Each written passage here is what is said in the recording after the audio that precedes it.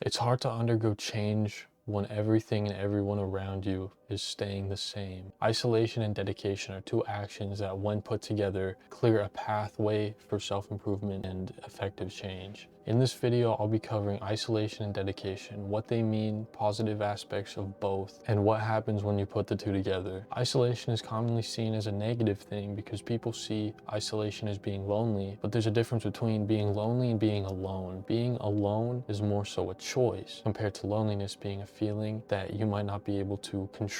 You choosing to be alone for whatever that reason may be. People will perceive others as being alone, as being distant or ghosting, when that's not actually the case. It's just how they're perceiving it. Circling back to isolation, when we talk about isolation in the means of self-improvement and in a positive aspect, we're going to talk about and focus on being alone. And you're choosing to be alone in order to reduce distractions and focus on yourself. And there's nothing wrong with that. People might perceive it in their own way. You can't change that. You can't control how others perceive you or your actions. You just have to accept the fact that it doesn't matter what they think or what they say.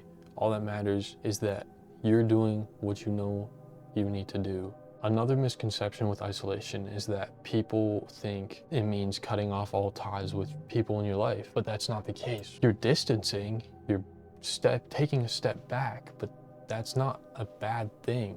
Especially if you can address and verbalize, if you can communicate with the close people in your life, why you need to distance and why you need to set aside distractions and people in order to focus on yourself. People who are genuine will understand and respect your choice. They will give you the time it takes until you're ready to come back into their life the same way you were previously. Now, once you enter this state of isolation where you're content with the distance you've made from people in your life, you can focus on cutting out distractions, breaking bad habits, and negative influences. If you isolate yourself and you reduce distractions and influence, then every choice you make is solely off of you. It's a lot easier to take action when there's no other voice or influence in your head. These positive aspects of isolation are when you'll make the biggest breakthroughs in your life or in your success, or when taking action to reach your goals. And isolation also improves your focus drastically with reduced distractions, which multiplies your effort and your effective progress made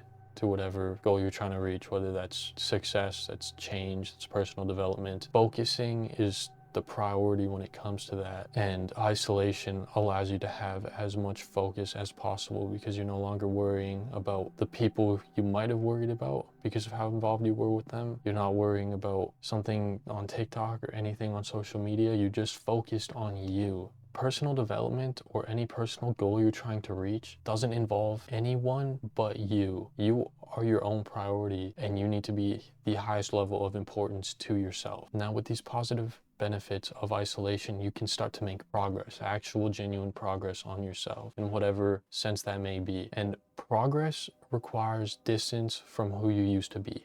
Anything that draws you to the old version of you should already be cut out. Everything you did in the version of yourself that you don't want to be needs to stay in the past. When you start to make this drastic change and progress on yourself, you will feel a sense of motivation that pushes you forward and it gives you a drive to do whatever you do and work harder, spend more time putting more effort into whatever it may be. But eventually that motivation doesn't stick, and motivation isn't meant to stick. Once motivation fades from your state of isolation, you're going to feel more bored and less energized to remain isolated and remain focused. This is when you need to take discipline and dedication into account. So now we'll get into dedication.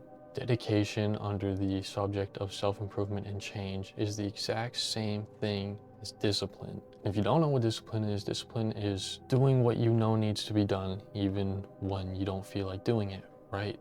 So when that motivation fades, you're not going to feel like doing it anymore. You're going to feel less energized. It's going to become harder to stay consistent, but you need to remain dedicated and disciplined to the progress you have made and that you're going to continue making. No one is there to watch you. Your results might be slow, they might be completely invisible. You're gonna have low energy after the motivation fades, but you need to remain dedicated. You need to stick to the plan. Dedicated consistency is more effective than motivated outbursts of effort. Now that we've covered isolation and how it leads to dedication and covered dedication, we'll now get into how you can apply isolation dedication step by step, which is commonly referred to as locking in. There's a lot of terminology in the current generation that's stupid, but locking in is great terminology and a very simplified way of explaining or showing this isolation and dedication. So to go step by step onto how to properly, effectively lock in, we can start with the mental preparation it takes. You need to be able to accept and be content with being alone and know that being alone is different from being lonely in order to start isolating yourself, taking actions necessary to isolate yourself, to put you in such a clear state of focus. When distractions, bad habits, and influences are reduced, only then will you start to make progressive change to yourself. So after taking the mental preparation to isolate yourself, now you take the physical action of getting to what are you isolating yourself for and what you need to do in order to start making that progress. For me, I'm locking in and isolating myself and dedicating myself to improving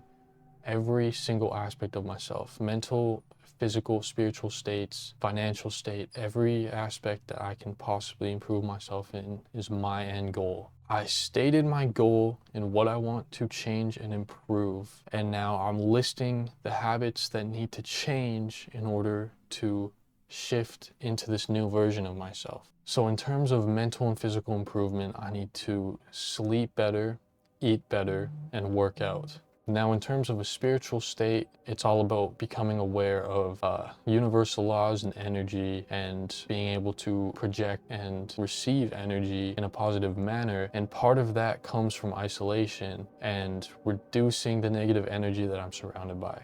In terms of financial improvement, making more money, I work 2 jobs right now alongside making these videos, which I consider personal work that I don't make an income from yet. But the end goal is to make a living off of making these videos. And steps taken to achieve that are research, effort, and consistency, just discipline as a whole. So after mental preparation and starting to take action and knowing what you need to do and how to get there, the last key to staying consistent and remaining locked in is your mindset. You're gonna undergo a lot of emotions between isolating yourself and taking all this action, this time, and this effort into your goals. And you need to be able to contain and control your emotions and put discipline above your emotions. My advice for that is understanding stoicism, basically controlling your emotions regardless of what situation you're in, how hard of a situation you're in, remaining intact and control of your emotions and not letting your emotions control you. Another thought to keep in your mind through all of this is that comfort kills your dreams. Your ambition, your goals that you have will slowly start to fade if you choose comfort over consistency and discipline. If you think about your life right now and why you haven't made progress or change to yourself, regardless of how badly you want to, think about every single choice you have made and whether that was a choice for comfort or a choice for hard work. When you understand that comfort isn't worth the sacrifice of a better life,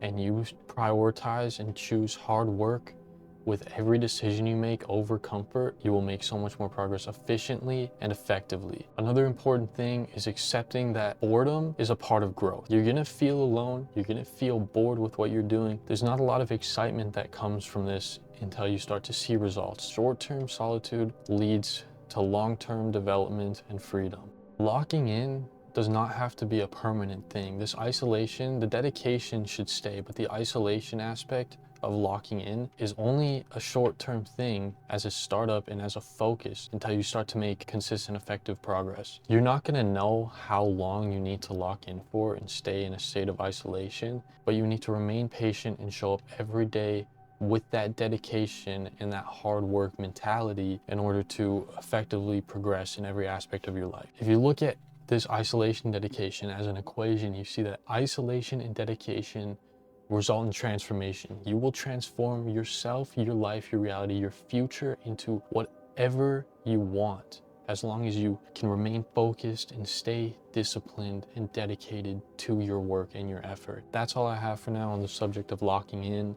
I'll end the video with a couple one-liners that hopefully stick in your head that make you really think. You don't find yourself in noise, you build yourself in silence. The version of you that wants ease will fight the version of you that wants greatness. And discipline is choosing future respect over present pleasure. The goal of these videos are to enlighten and inspire people. Feel free to comment, ask questions, give feedback. Remember, at the end of the day, it's you versus you, and if I can do it, you can too.